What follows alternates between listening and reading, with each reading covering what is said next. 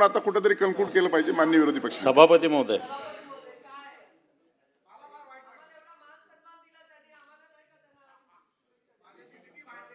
लेखी पाठवा लेखी. प्रसादला सगळ्यात जास्त वाईट वाटतंय. आपण संध्याकाळी बोलू. लेखी द्या ना, लेखी द्या. सभापती महोदय, हा नाही आम्ही भेटून घेऊ. सभापती महोदय,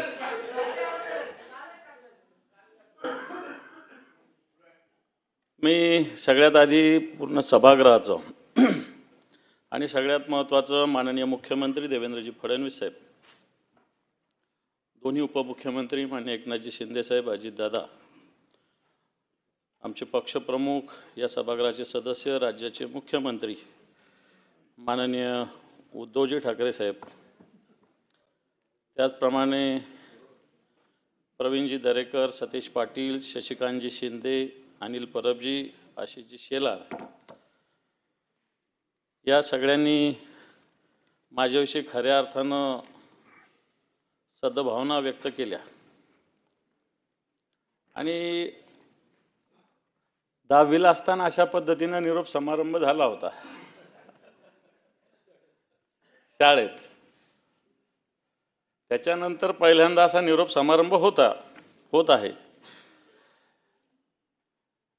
परंतु 10वीला असं झालं की निरोप समारंभ झाल्यावर पुन्हा त्याच कॉलेजला जावं लागलं आणि त्याच्यामुळं मला असं वाटतं याची चिंता करायची गरज नाही. जसे देवेंद्रजी म्हटले होते मी पुन्हा येईन, तर मी सुद्धा पुन्हा येईल, त्याची चिंता करण्याची गरज नाही आहे. ते विचारू नका.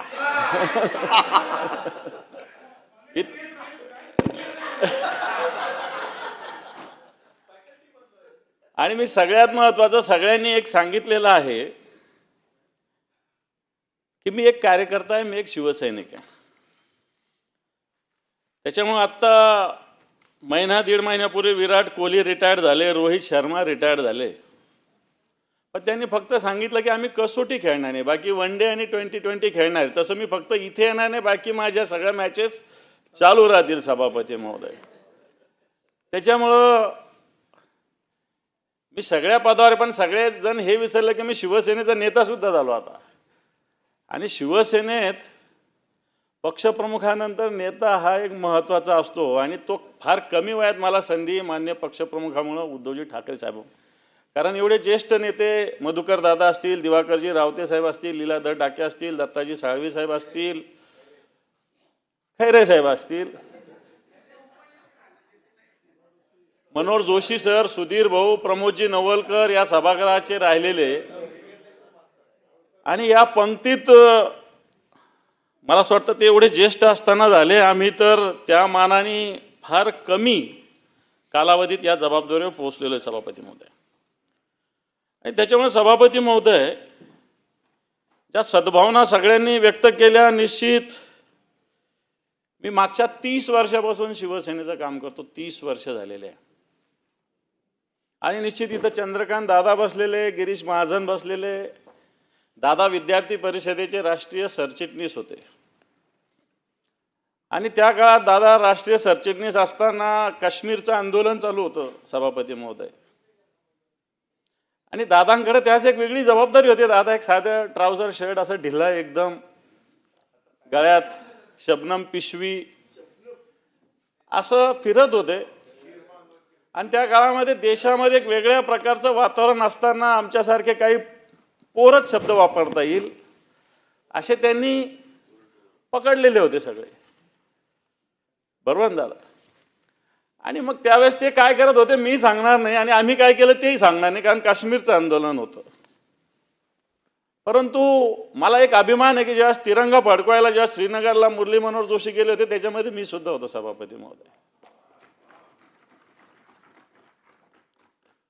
परंतु मूळ सगळ्यांनी सांगितलं मी भाजपचे एवढे वर्ष काम केलं, परंतु मूळ आता जर मी 30 वर्ष शिवसेनेचं काम केलं आणि 15 भाजपचं केलं तर 45 इथंच झाले. माझं वय 55 होतंय. परंतु मी एक 10व्या वर्षापासून संघाच्या शाखेशी संबंधित असलेलो आहे आणि त्याच्यामुळं बेसिक मी ते काम केलेलं आहे सभापती महोदय. आणि मला असं वाटत नाही की आमच्या जिल्ह्यात असो जिथं जिथं संघाने चांगलं काम केलं तिथं तिथं शिवसेना रुजलेली सभापती महोदय, कारण हिंदुत्वाचा विचार होता. आणि त्यावेळेसची भाजपची विचारसरणी थोडीशी लोकांना अशी ॲग्रेसिव्ह वाटायची नाही. आणि मग जिथं जिथं संघाचा विचार होता तिथं तिथं शिवसेना नैसर्गिकरित्या रुजली सभापती महोदय. आणि मी शिवसेनेचं काम शिवसेना प्रमुख मान्य, कारण संभाजीनगर कसं आहे मला वाटतं सगळ्यांना माहिती आहे. एक कडवट त्या काळात एखाद्या हिंदूंना जगणं सुद्धा मुश्किल होतं त्या काळात. आणि मग त्या काळात शिवसेना प्रमुखाच्या विचाराने आम्ही संघटनेचं काम केलं. निश्चित अनेक केसेस झाल्या माझ्यावर, 2-3दा तडीपारीच्या ऑर्डर निघाल्या, पण गृहमंत्री चांगले होते. आताचे गृहमंत्री जसे होते तसे, त्यामुळे फार काही मला बाहेर जावं लागलं नाही. त्यास मग RR पाटील होते वगैरे वगैरे होते. परंतु त्यावेळेस असा काही विचार नव्हता करत की हा दुसऱ्या पक्षाचा आहे शिवसेनेचा आणि याला तडीपार केलं पाहिजे, असं काही त्यावेळेस RR पाटील होते. मला आठवतं की आमच्या तडीपारी त्यांनी सहज थांबवल्या होत्या. एकदा जळगावच्या शिबिरात मी होतो आणि गिरीश महाजन मी एका सतरंजीवर झोपलेलो आहे. तो युवा मोर्चाचं आम्ही काम करत होतो बरं का देवेंद्रजी.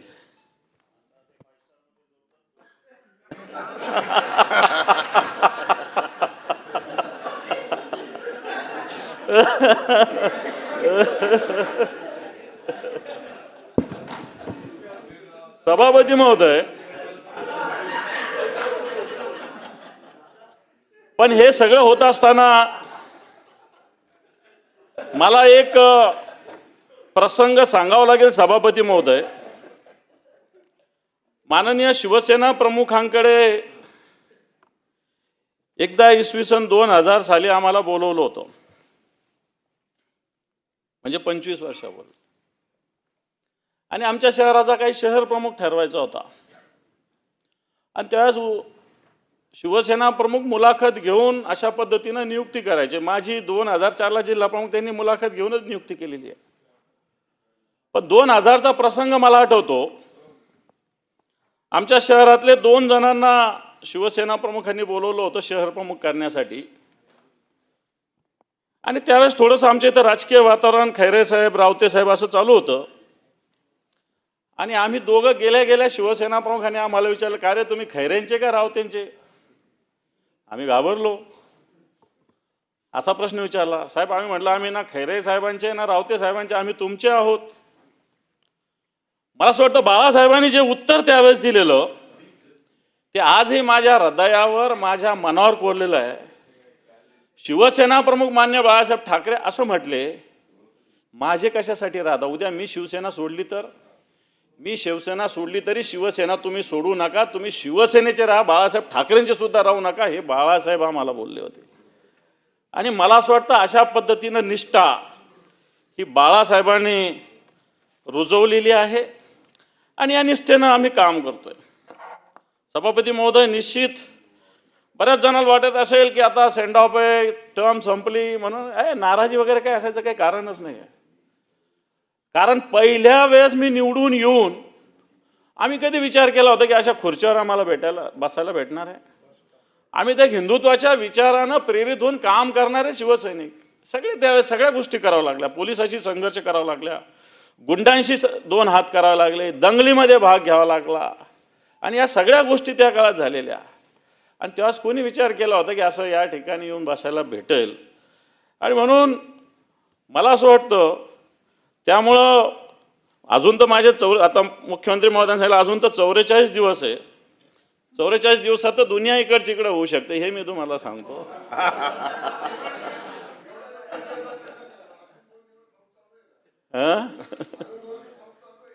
आता ते मुख्यमंत्री महोदयांनी सांगितलं आज घ्या म्हणून.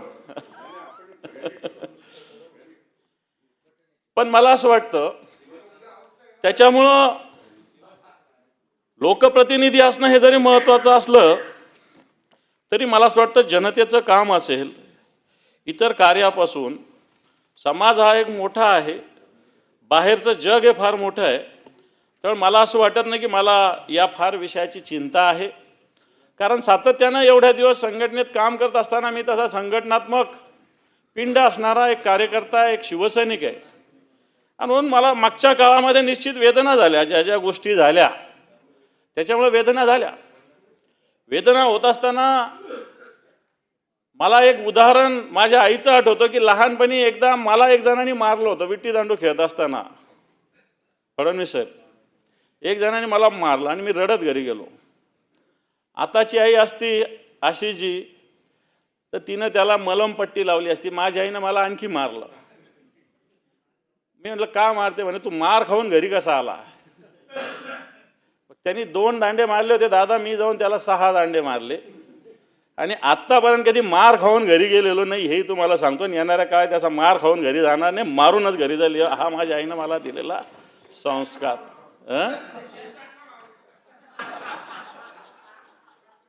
ते शिंदे साहेब बघतील.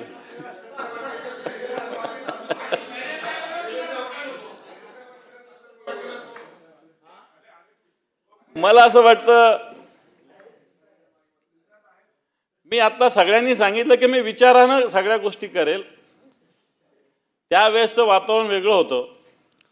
परंतु मला एक अभिमान आहे की ज्या विरोधी पक्षनेते म्हणून गप्र प्रधान रासू गवई, मान्य शरद पवार साहेब, नितीन गडकरीजी, प्रमोद नवलकर साहेब आणि मेन उत्तमराव पाटील. मी उत्तमराव पाटलांच्या बरोबर सुद्धा त्यावेळेस आम्ही थोडंसं काम केलेलं आहे. आणि म्हणून उत्तमराव पाटलांसारखे नेते, या सगळ्या विरोधी पक्षनेता म्हणून ज्यांनी जबाबदारी पार पाडलेली आहे, मी निश्चित दादा इथं आम्ही विद्यार्थी परिषदेचं पण काम केलेलं आहे त्या काळात काश्मीर आंदोलनामध्ये निश्चित. आणि याच्यात सगळ्यात महत्त्वाचं, जसं सभागृहामध्ये सगळे लोक वेगवेगळ्या पद्धतीनं बोलत आहे. मागच्या काळात जी निवडणूक झाली, या निवडणुकीत मी शिवसेना भारतीय जनता पार्टीचा उमेदवार होतो आणि मला असं वाटतं तोही किस्सा सांगायला काही हरकत नाही. ही निवडणूक असताना 2-3 महिन्यापूर्वी एकदा उद्धवजी ठाकरे साहेबांचा फोन आला आणि ती इलेक्शन कधी अंबादास असं त्यांनी विचारपूस केली. असंच कुठेतरी ग्रामीण भागात दौऱ्यावर मी होतो. मी म्हटलं साहेब 2-3 महिन्यांना आहे. साहेबांनी मला विचारलं, मला वाटतं मिलिंद नार्वेकर पण इथं असतील, त्यांच्या फोनवरून फोन आला होता. नाही आहे. आणि ती इलेक्शन तू लढतो का अशा प्रकारचा प्रश्न सभापती महोदय,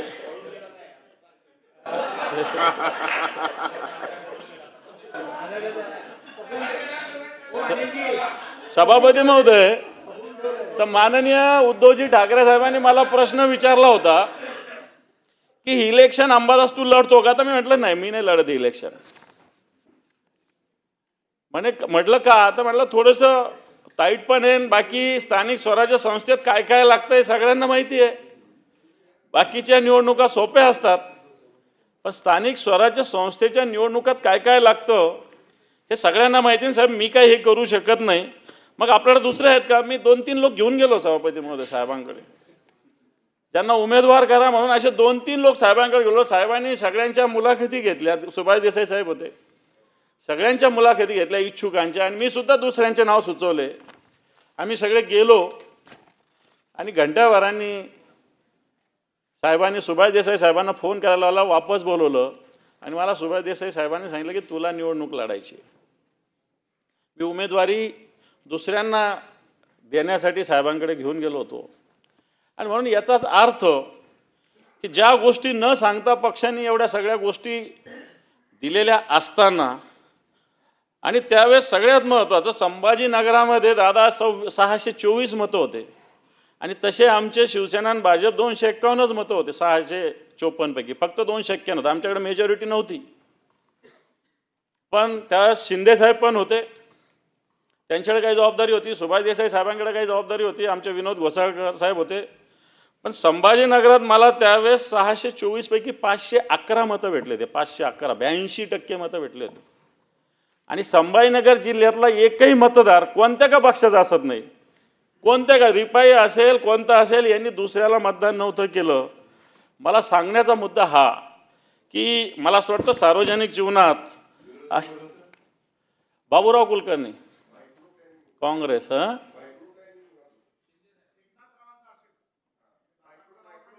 मायक्रो प्लॅनिंग प्रत्येकाला जबाबदार आहे. मी शिंदे साहेबांचे नाव घेतलं ना, पण माननीय उद्धवजी ठाकरे साहेबांनी उमेदवारी दिली होती आणि मला चांगलं माहिती आहे देवेंद्रजींनी सुद्धा काय सजेशन दिलं होतं हेही मला चांगलं माहिती आहे. त्या सगळ्या गोष्टी इथं बोलण्याची काही गरज नाही. देवेंद्र फडणवीस साहेब तेव्हा मुख्यमंत्री होते, दादा प्रदेशाध्यक्ष होते.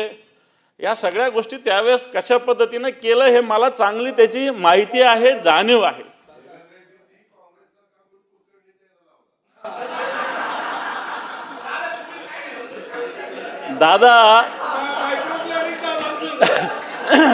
दादांचे दुसऱ्या काँग्रेस बरोबर असलेले लोक सगळे घेऊन आलो होतो आम्ही, एक पण नव्हतं ठेवलं त्यांच्याकडे आम्ही. मला असं वाटतं आणि म्हणून या सगळ्या विषयामध्ये सांगण्याचा मुद्दा हा की माननीय शिवसेना प्रमुख बाळासाहेब ठाकरे यांचा जो विचार आहे संभाजीनगरमध्ये, मला असं वाटतं की हिंदुत्वाचा मुद्दा महत्त्वाचा राहत आलेला आहे. याला जुन्या सगळ्या परंपरा, जुन्या सगळ्या गोष्टी कारणीभूत आहे.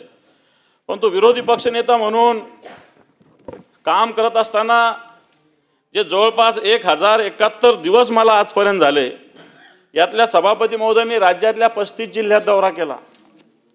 जवळपास 431 दिवस मी दौरा केला. 1071 पैकी 431 दिवस मी 35 जिल्ह्यात दौरा केला आहे आणि जवळपास 2,40,000 किलोमीटरचा प्रवास मी या दिवसामध्ये केला आहे सभापती महोदय. या सगळ्याच्यामध्ये जवळपास 2.5 लाख किलोमीटरचा प्रवास, कारण अजून 44 दिवस बाकी आहे, त्याच्यामध्ये आणखी 5-10 हजार किलोमीटर तर मी सहज फिरून गेलो. आणि म्हणून मला असं वाटतं विरोधी पक्ष नेता झाल्यानंतर सातत्यानं जे विषय घेता येईल, अर्ध्या रात्री आवाज आला, पक्षप्रमुखांचा आदेश येईल न येईल, काही ठिकाणी दुसऱ्या दिवशी रात्री काही घटना घडल्या, दुसऱ्या दिवशी साहेबांचा फोन आला तर त्या दिवशी मी त्या ठिकाणी पोहोचलेलो असायचं. अशा पद्धतीनं काम करण्याचा प्रयत्न झाला. महाराष्ट्राच्या सगळ्या जवळपास 35 जिल्ह्यात फिरत असताना मराठवाड्याचा विकास हा ध्यास सातत्यानं ठेवण्याचा प्रयत्न मी केलेला आहे. सभापती महोदय, फिरत असताना अनेक आठवणी येतात, अनेक प्रसंग येतात, परंतु मी या सगळ्याच्यात विरोधी पक्षनेते ज्याच्यात मोठे प्रकल्प किती येत असतील, जात असतील, मोठ्या घोषणा सरकार स्वीकारत असेल, नाही स्वीकारत असेल, परंतु श्रीरामपूरमध्ये असताना एक माझ्या आयुष्यातली एक छोटीशी घटना घडली, परंतु ती अतिशय रिमार्केबल आहे की एक मच्छिंद्रनाथ गंगाधर भागवत नावाचे बेलापूर तालुका श्रीरामपूरचे एक 88 वर्षाचे ग्रस्त होते सभापती, 88 वर्षाचे, आणि 28 वर्षापासून 7/12 त्याच्या जमिनीची नोंद घ्यावी म्हणून 28 वर्षापासून चक्रा मारत होते. कळकट मळकट कपडे होते, चष्मा एवढा जाड होता, तोंड धुतलेलं नव्हतं, अतिशय वाईट अवस्थेत हे नागरिक मला भेटायला आले. आणि सभापती महोदय, मी माझ्या शिवसेना स्टाईल तिथल्या तलाठ्याला फोन लावला, 10 मिनिटात इथं ये म्हटलं. त्याने उत्तर असं तसं द्यायचा प्रयत्न केला, पण मी त्याला 10 मिनिटात ये म्हटलं आणि त्याला सांगितलं इथं स्टेजच्या मागे बस आणि 10 मिनिटात 7/12 तयार करून दे. मुख्यमंत्री महोदय, खरोखर 10 मिनिटात 7/12 बनला, जो 28 वर्ष झालेला नव्हता. आणि त्याचे जे अश्रू आले, मला असं वाटतं हीच कामाची पावती आहे. पण हेही सांगण्याचा मुद्दा आहे की एवढ्या कामाला एखाद्या नागरिकाला 28 वर्ष फिरावं लागतं दादा, हा पण एक महत्त्वाचा मुद्दा आहे. छोटासा विषय 7/12 नोंद करण्याची, पण 28 वर्ष फक्त तलाठ्याला बोलवलं. आता बरेच काय प्रति तलाठी असतात, लॅपटॉप सोबत असतात. मी त्याला म्हणलं इथून स्टेजवरून तू उठायचं नाही, तो 7/12 तयार केल्याशिवाय. आणि सभापतीमध्ये त्यांनी खरोखर 10 मिनिटात 7/12 बनवून दिला मला. ज्या गोष्टीसाठी 28 वर्ष एक नागरिक फिरत होता. सांगण्याचा मुद्दा हा की लोकांचे छोटे छोटे प्रश्न असतात, पण सोडवण्यासाठी एक प्रामाणिकता आवश्यक असते. आणि मला असं वाटतं ज्या पद्धतीनं एक प्रशासनाने काम करण्याची आवश्यकता असते, वाटतं ती करण्याची गरज या निमित्तानं आहे. सभापती महोदय, माननीय मुख्यमंत्र्यांनी सद्भावना व्यक्त केल्या. सावरकर भक्त, मी सावरकर भक्त असल्याचा मला सार्थ अभिमान आहे. रक्ताने सह्या केल्यात सभापती महोदय, आम्ही सावरकरांसाठी आम्ही रक्ताने सह्या केल्या होत्या आणि अजून सावरकरांसाठी रक्त सांडण्याची गरज पडली तर ती सुद्धा सांडण्याची आमची तयारी आहे. सावरकरांच्या बाबतीत कोणत्याही प्रकारचं, सभापती महोदय, संभाजीनगरात वंदे मातरम सभागृह आहे. आता सकाळी दादांना मी त्या विषयावर बोललो. 1982ला राष्ट्रपती ग्यानी जैलसिंग आले होते. त्यांनी तिथं कोनशिला रचली होती. मराठवाडा मुक्ती संग्रामाचं आंदोलन त्या जागेवरून सुरू झालं होतं.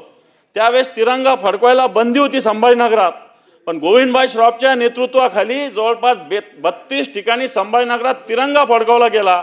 अशी ती जागा आहे दादा वंदे मातरम सभागृह. आणि म्हणून हे वंदे मातरम सभागृह आम्ही सातत्यानं जवळपास 30-35 वेळेस आंदोलनं केली, त्याच्यासाठी जेलमध्ये गेलो आणि शेवटी मला असं वाटतं 2014ला याला मान्यता झाली आणि हे वंदे मातरम सभागृह उदय सामंत त्या खात्याचे मंत्री उच्च तंत्र शिक्षणाचे झाले. बऱ्याच दिवस पेंडिंग असलेलं काम निश्चित काँग्रेसच्या काळात मंजूर झालं होतं, पण तो पूर्ण झालं नव्हतं. मागच्या काळात उद्धवजींच्या सरकारच्या काळात हे वंदे मातरम सभागृह पूर्ण झालं आणि नंतर दादांनी येऊन त्याचं उद्घाटन सभापती महोदय केलेलं आहे. संभाजीनगरच्या नामांतराविषयी अनेक आंदोलन झाली, जेल झाली. 9 मे 1988ला संभाजीनगरला शिवसेना प्रमुख मान्य बाळासाहेब ठाकरे यांनी संभाजीनगर औरंगाबाद नाव संपवून संभाजीनगर नामांतरण औरंगाबादचं केलं. 9 मे 1988. आणि या 9 मे 1988 पासून शिवसेना प्रमुखांनी जे नाव जे संभाजीनगरला दिलं, निश्चित उद्धवजींची कॅबिनेटमध्ये याला मान्यता मिळाली. नंतर तुम्ही छत्रपती संभाजीनगर केलं असेल, काही हरकत नाही, परंतु आमच्या दृष्टीनं या शहराचं नाव, जिल्ह्याचं नाव संभाजीनगर झालं हे सगळ्यात महत्त्वाचं आहे. आणि याची मुहूर्तमेढ शिवसेना प्रमुख मान्य बाळासाहेब ठाकरे यांनी 9 मे 1988ला रोवलेली सभापती महोदय. आपण सभापती महोदय दादा पण बोलले, दादांबरोबर विरोधी पक्षनेता म्हणून काम करण्याची बऱ्याच दिवस मी काम केलं. काम करत असताना दादांच्या बऱ्याच गोष्टी शिकायला आल्या. टापटीपणा असेल, वेगळं असं डिसिप्लिन असेल, दादांची निश्चित त्यांच्यासोबत काम करताना मी दादांच्या बऱ्याच गोष्टींचा स्वीकार करण्याचा प्रयत्न केला. हो ना, अजितदादांचाच बोलतो, विरोधी पक्षनेते तेच होते, हे दादा कुठं विरोधी पक्ष. शिंदे साहेबांनी सांगितलं की पूर्णविराम स्वल्पविराम, स्वल्पविरामच हा, पूर्णविराम तर काही होणार नाही, पूर्णविराम अजून याला वेळ आहे, त्याच्यामुळे निश्चित हा स्वल्पविरामच राहील. आणि सगळ्यात महत्त्वाचं मान्य उद्धवजी ठाकरे साहेबांनी ज्या ज्या भूमिका, खरं तर ते आमचे कुटुंब प्रमुख आहेत, आमचे पालक आहे, आणि म्हणून त्यांनी ज्या पद्धतीनं भूमिका आणि भावना व्यक्त केली ही सुद्धा महत्त्वाची. निश्चित जेव्हा मी विरोधी पक्षनेता झालो तेव्हा जे ग्रामीण भागाला सर्वसामान्य शिवसैनिक, जिल्हा स्तरावर काम करणारा शिवसैनिक, राज्यस्तरावर असा काम करू शकेल का नाही शकेल हे पक्ष नेतृत्वाच्या मनात शंका निर्माण होऊ शकते. आणि निश्चित ही झाली असेल नसेल मला माहिती नाही, पण तो असं असताना मोठ्या विश्वासानं त्यांनी जबाबदारी माझ्याकडं दिलेली होती आणि मी आक्रमक राहिलो, पण आक्रस्ताळेपणा कधी केला नाही, सगळ्यांनी कबूल केलं. कोणावरही व्यक्तीवर टीका टिप्पणी करण्याचा मी प्रयत्न कधीच केलेला नाही. विचार म्हणून, तत्व म्हणून निश्चित विरोध केला असेल, कोणत्याही मंत्र्याला केला असेल, त्याच्यात काही वावगा असायचं काही कारण नाही. शेवटी माझी जबाबदारी, मी या खुर्चीवर बसलो तर ती माझी जबाबदारी विरोधी पक्षनेता होणं, नाही तर विरोधी पक्षनेता आणि सत्ताधारी सगळेच सोबत राहिले तर त्याच्यात मजा काय येणार आहे. आणि म्हणून तत्व आणि विचार म्हणून मग कोणावरही असेल, मुख्यमंत्र्यावर असेल, उपमुख्यमंत्र्यावर असेल किंवा एखाद्या कोणत्याही मंत्र्यावर असेल, निश्चित. आणि मला हेही कबूल करावं लागेल की प्रत्येक गोष्टीमध्ये सरकारने, विरोधी पक्षांनी मांडलेली भूमिका स्वीकारलेली आहे. गणवेशाचा विषय मी सातत्यानं मांडला होता, मान्य फडणवीस साहेबांनी ताबडतोब त्याच्यामध्ये निर्णय घेतला, यावर्षीपासून पॉलिसी चेंज झाली. असे अनेक विषय सांगतायत. इन्शुरन्स, शेतकऱ्यांना गोपीनाथ मुंडे इन्शुरन्सची योजना असेल, अब्दुल सत्तार आणि आम्ही सोबत असायचो तेव्हा कृषी मंत्री असताना, त्यांना सांगितलं की इन्शुरन्स कंपनीचे घरं भरण्यापेक्षा आपल्या तहसीलदाराला अधिकार दिला पाहिजे. आणि नंतर सरकारने, कॅबिनेटने त्याच्यामध्ये सुद्धा ह्या योजना बदलण्याचा सभापती महोदय निर्णय घेतलेला आहे. म्हणून सभापती महोदय, निश्चित विरोधी पक्षनेता म्हणून काम करत असताना काही जणांना एखाद्याच बोललो असेल, काही याला असेल, पण तो माझा उद्देश सगळ्यात महत्त्वाचा, आपला महाराष्ट्र हा राहिलेला आहे, आपला महाराष्ट्र महत्त्वाचा आहे, आपल्या महाराष्ट्राचा स्वाभिमान महत्त्वाचा आहे, आपल्या महाराष्ट्राचा विकास महत्त्वाचा आहे. आणि म्हणून त्या हेतूनं मला असं वाटतं एखाद्यावर टीका केली, टिप्पणी केली तरी त्याला काही घाबरण्याची गरज नाही. सभापती महोदय, अशी जी शेलार यांनी पण तत्परता, तडप, तात्विक आणि तलवार आम्हाला शिवसेना प्रमुखांनी शिकवली सभापती महोदय. त्या काळामध्ये हिंदुत्वासाठी गल्लोगल्ली अशी शिबिरं व्हायची सभापती महोदय. शिवसेना प्रमुख मान्य बाळासाहेब ठाकरे यांनी काही लोक संभाजीनगरला पाठवले, ते नंतर आम्ही आमच्यातले लोक तयार केले आणि ही तलवार अन्यायाविरुद्ध उचलण्यासाठी शिवसेना प्रमुखांनी खऱ्या अर्थानं आम्हाला शिकवली.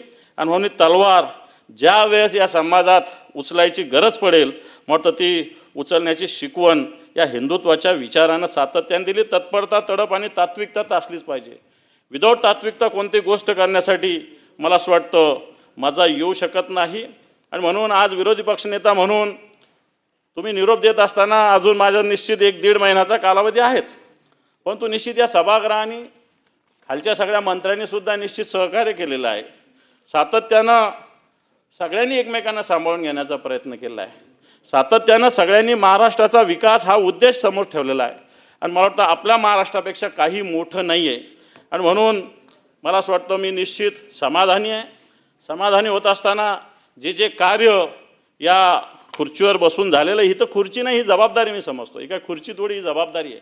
आणि म्हणून जे जे कार्य झालेलं आहे ते निश्चित एका या महाराष्ट्राच्या हिताच्या विचारानं, शिवसेना प्रमुखाच्या विचारानं सगळं पूर्ण झालेलं असं मला वाटतं. हो. आणि म्हणून सभापती महोदय, सातत्यानं आधी रामराजे निंबाळकर आपल्यामध्ये सदस्य म्हणून, सभापती म्हणून होते, नीलमताई होत्या. आम्ही नवीन सदस्य असतानाही सातत्याने आम्हाला वेगवेगळ्या भूमिका मांडण्यासाठी संधी दिली, वेगवेगळे विषय मांडण्यासाठी त्यांनी संधी उपलब्ध केली. आपणसुद्धा नीलमताई होत्याच, आपणसुद्धा अतिशय खेळीमेळीनं मागच्या अधिवेशनापासून, आपण नागपूरच्या अधिवेशनापासून आपण काम करताय. निश्चित आपणसुद्धा खेळीमेळीनं हे सगळं अधिवेशन पार पाडतोय. मला असं वाटतं आज आपल्या मातोश्री आल्या होत्या, वरती मला दिसल्या होत्या, पण काही बोलायला आपल्याला संधी मिळाली नाही. आणि म्हणून त्यावेळेस मला असं वाटतं आई ही सगळ्यात महत्त्वाची असते. आणि म्हणून शिवसेना प्रमुखाचा विचार या सगळ्या गोष्टी निर्माण झाल्या असतात. माझी आई एक कडकपणे सोबत राहिली. एखाद्या वेळेस माझ्या मनात सुद्धा एखाद्या वेळेस असं काही थोडं बहुत इकडं तिकडं झालं तरी मला असं वाटतं जसं बैलाला आपण जू किंवा व्यसन म्हणतो तसं सातत्याने माझ्या आईच्या ताकदीनं आम्हाला लावलेलं आहे. आणि मला असं वाटतं त्याचा सार्थ अभिमान मला आहे. आणि म्हणून आज ही जबाबदारी पार पडत असताना आपल्या सगळ्यांचं सहकार्य, सभापती महोदय, राज्याचे मुख्यमंत्री, उपमुख्यमंत्री, आपले राज्यपालसुद्धा सातत्यानं या संदर्भात मदत करत असतात, सहकार्य करत असतात, बोलत असतात. मला असं वाटतं पहिले राज्यपाल आहे की सगळ्यांशी संपर्कात असतात. आणि म्हणून मी राज्यपालांचे आभार मानतो. मी सातत्यानं त्यांच्या संपर्कात असतो. आणि म्हणून राज्यपाल असतील, मुख्यमंत्री असतील, दोन्ही उपमुख्यमंत्री असतील, या सभागृहाचा मी मनपूर्वक आभार मानतो. आणि हे सगळं करत असताना मला असं वाटतं आपल्या इथले सगळे कर्मचारी, मग साधा शिपाई असेल आपले सगळे सिक्युरिटी असतील, आपले विधानमंडळातले सगळे सचिव असतील, सातत्यानं सहकार्याची भूमिका सगळ्यांनी घेतलेली. मी त्यांचंसुद्धा मनपूर्वक आभार मानतो, आपलं आभार मानतो. आणि निश्चित देवेंद्र फडणवीसांचं वाक्य करतो, मी पुन्हा येईन. धन्यवाद. माननीय उपसभापती डॉक्टर नीलमताई गोरे. सन्माननीय सभापती महोदय, विरोधी पक्षनेते अंबादासजी दानवे यांचा बरेच आपण निरोप समारंभ करतो, पण स्वल्पविरामाचा समारंभ करणारे पहिलेच अंबादास दानवे आहेत. सामर्थ्य आहे चळवळीचे जो जो करील तयाचे, ही समर्थ रामदास स्वामी यांची उक्ती सत्य करून दाखवणारे ते एक शिवसैनिक आहेत. विरोधी पक्षनेते होण्याच्या आधीसुद्धा आम्ही सभागृहामध्ये एकत्र काम केलं. आणि मला सांगायला हरकत नाही आहे की त्यावेळेला सन्माननीय रामराजे निंबाळकर हे काही कारणामुळे त्यांची परत नियुक्ती होऊ शकली नव्हती आणि विरोधी पक्षनेतेपद शिवसेनेला मिळावं म्हणून त्यांच्या बाजूने आग्रह चालला होता. मी उपसभापती होते, सभापतींचा चार्ज माझ्याकडे होता आणि सन्माननीय शिंदेसाहेब मुख्यमंत्री होते, फडणवीस साहेब उपमुख्यमंत्री होते, त्याला दादा तोपर्यंत जॉईन झालेले नव्हते. आणि अशा वेळेला संख्याबळ आणि नियम याचबरोबर कशा प्रकारे नियुक्ती करायची हा माझ्यासमोर प्रश्न होता. पण मग अगदी निस्सिंतपणे मी सांगू शकते की नियमाप्रमाणे ही नियुक्ती करावी अंबादासजी दानवे यांची, यासाठी शिंदेसाहेब आणि फडणवीस साहेब यांनी कुठलाही दबाव माझ्यावर आणला नाही आणि माझ्यावरही दबाव कुठला नव्हता. जे मला नियमाने योग्य वाटलं ते मी केलं आणि त्याच्यानुसार अंबादास दानवे हे विरोधी पक्षनेते झाले. ज्यावेळेला विरोधी पक्षनेते म्हणून आपल्याला पत्र दिलं त्यानंतर लगेच शिवसैनिकांचे पत्र मला फोन यायला लागले, कारण ब्रेकिंग न्यूज सुरू झाली होती. काही शिवसैनिक मला म्हणाले, तुम्हाला एक पत्र द्यायला एवढा वेळ लागतो? मग त्यांना समजावून सांगायला लागलं की गॅझेट निघावं लागतं, त्याला 1 तास तरी लागेल आणि मग त्यांचं विरोधी पक्षनेतेपद जसं जाहीर झालं तसं खूप आनंदाची भावना समाजामध्ये होती. अंबादास दानवे यांचा माझा परिचय खूप वर्षापासून आहे, जवळजवळ 15-20 वर्षापेक्षाही जास्त परिचय आहे. आज सगळं हसत खेळत चांगलं वातावरण चाललेलं आहे, परंतु अंबादास यांनी खूप संघर्ष केला आहे आणि आपल्या पक्षाच्या हायरार्कीमध्ये पक्षामध्ये किती म्हटलं तरी सुद्धा एक उतरंड असते आणि त्याच्यामध्ये जे पहिल्या किंवा दुसऱ्या पायरीवर नसतात, 6व्या-7व्या पायरीवर असतात, त्यांचा काय संघर्ष असतो हे तुम्हाला आम्हाला सगळ्यांना माहिती आहे. कारण त्यावेळेला जास्त काम केलं तरी वरच्यांना काही वेळेला वाटतं की हे उगाच दाखवायसाठी काम करतायत आणि काही वेळेला काम नाही केलं तर मधली 9व्या-10व्या क्रमांकाची माणसं म्हणतात की याला आधी पहिला बाजूला काढा. आणि अशा वेळेला केवळ स्पर्धेत न उतरता दुष्काळ असेल, शेती असतील, महानगरपालिका निवडणुका असतील, या सगळ्यामध्ये सातत्याने दानवे काम करत असताना मला इथे सांगायला पाहिजे की त्यांनी मराठवाडा मुक्ती संग्रामाच्या प्रश्नावरती सुद्धा तिथे म्युझियम उभं राहावं, संग्रहालय उभं राहावं, हे पक्षाचा प्रयत्न असेल.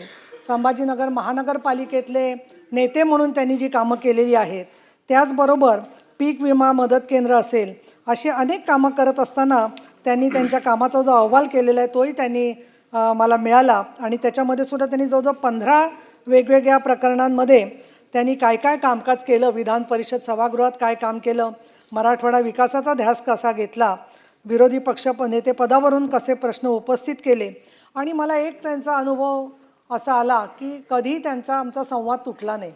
अगदी आदल्या दिवशी सभागृहात जरी वादविवाद झाला तरीसुद्धा आमचा सातत्याने फोनवरून संपर्क असायचा.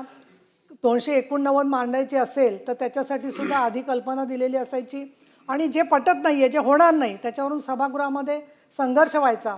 दुसरं त्यांचं वैशिष्ट्य आणि ते खरंच राजकारणात महत्त्वाचं असतं, म्हणजे त्यांना मेसेज केला तरी उत्तर येणार, फोन केला तर फोन उचलणार. फार मोठा गुण आहे सभापती महोदया. जर का फोन उचलत नसेल एखादी व्यक्ती कधीच तर समोरचा माणूस निराश होतो आणि खचतो. त्याची जाणीव त्यांना विरोधी पक्ष नेत्यांना होती आणि त्याच्यामुळे सातत्याने त्यांनी महानगरपालिका निवडणूक असेल, अगदी पुणे महानगरपालिका निवडणुकीत सुद्धा प्रचारासाठी एक टीम घेऊन राहिले होते ते आणि तिथे सुद्धा त्यांनी ज्या जिल्ह्यात निवडणूक त्या ठिकाणी शिवसेनेचे जे कार्यकर्ते पदाधिकारी जायचे त्या 50, 60, 70 जणांच्यामध्ये प्रत्येक वेळेला अंबादास दानवे यांचा समावेश असायचा आणि त्याच त्यांच्या वाटचालीमध्ये, कारण अनेक पोटनिवडणुकांना त्या काळात सामोरं जावं लागलं, त्या प्रत्येक वेळेला अंबादास दानवे हे तिथे टीमचं गटप्रमुख तयार करणं ही त्यांची स्पेशालिटी होती. त्यामुळे ज्या जिल्ह्यामध्ये, ज्या तालुक्यामध्ये, ज्या विधानसभेमध्ये गटप्रमुख नेमलेले नसायचे त्या ठिकाणी ते नेमण्याच्या कामावरती सुपरविजन करण्यासाठी म्हणून सगळे म्हणायचे की अंबादास दानवेंना पाठवा म्हणजे ते सगळं करून घेतील. आणि संभाजीनगरमधल्या निवडणुका बोलायचं झालं तर तिथे तर माननीय हिंदुहृदय सम्राट शिवसेना प्रमुख बाळासाहेब ठाकरे यांची सभा आम्ही पाहिलेली आहे.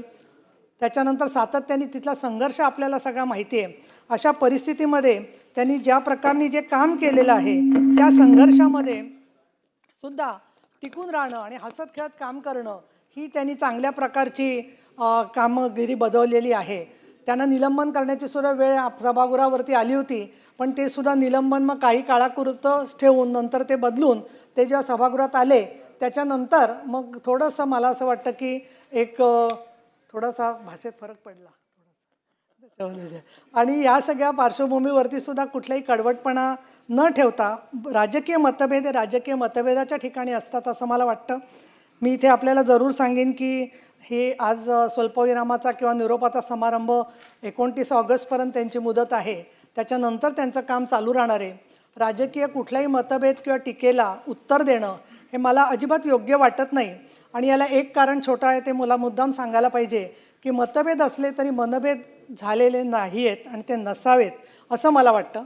आणि गंगार्पण हा शब्द आपण जो बघतो, ज्याला प्रयागराजला मी गेले त्यावेळेला आपण गंगेमध्ये ज्यावेळेला स्नान करतो, हातपाय आपले स्पर्श होतो गंगेचा, त्याला ज्यांच्याबद्दल मनात राग आहे, ज्यांच्याबद्दल काहीतरी दुजाभाव आलेला आहे